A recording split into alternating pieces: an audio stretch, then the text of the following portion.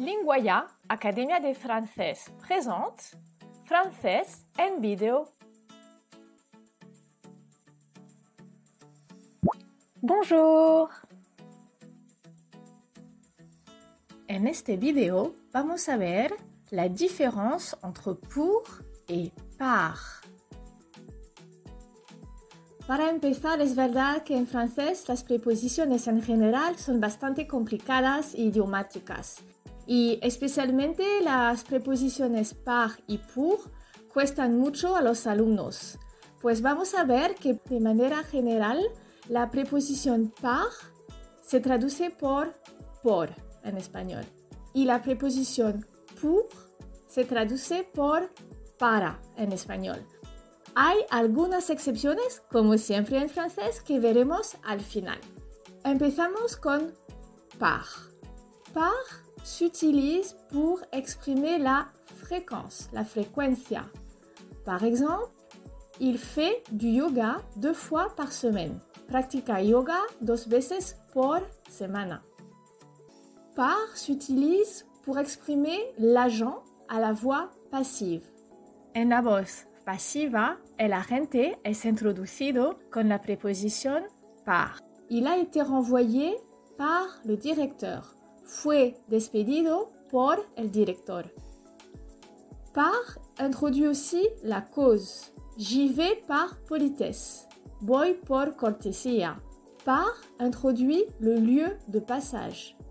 Elle est passée par la pharmacie. Pasó por la farmacia. Et pour terminer, par introduit le moyen. El medio. Je suis parti par avion. Me fui por avión.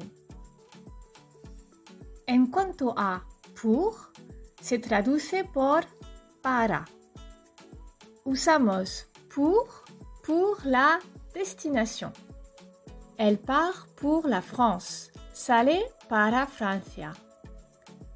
L'objectif. Il est parti pour travailler. Se fue para trabajar. Le destinataire. Cette lettre est pour ma mère. Esta carta es para mi madre. Une date limite. Ce projet est pour demain. Este proyecto es para mañana. Pour un contraste. Pour un Français, il parle bien espagnol. Para ser francés, habla bien espagnol. Et pour terminer, l'opinion. Pour moi, c'est le meilleur. Para mí es el mejor. Y ahora nuestra parte favorita, las excepciones. En estos casos, la preposición por se traduce por pour. Par exemple, pour la motivation. Elle fait tout pour sa famille. Hace todo por su familia. Au lieu de, en el sentido de en lugar de. Je signerai pour toi. Firmaré por ti. Pour parler d'une transaction. Il a vendu sa voiture pour 5 000 euros. Vendió su coche por 5 000 euros.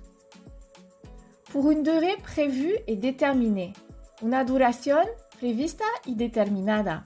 Nous partirons en vacances pour 2 semaines. Nos iremos de vacaciones por 2 semanas. Dans la question pourquoi? Pourquoi tu apprends le français? ¿Por qué aprendes francés? Et pour terminer, le pourcentage. J'ai une réduction de 50%. Tengo un descuento de 50%. Et voilà, c'est fini pour cette vidéo. Si tenéis cualquier duda, me podéis escribir un comentario y os contestaré personalmente.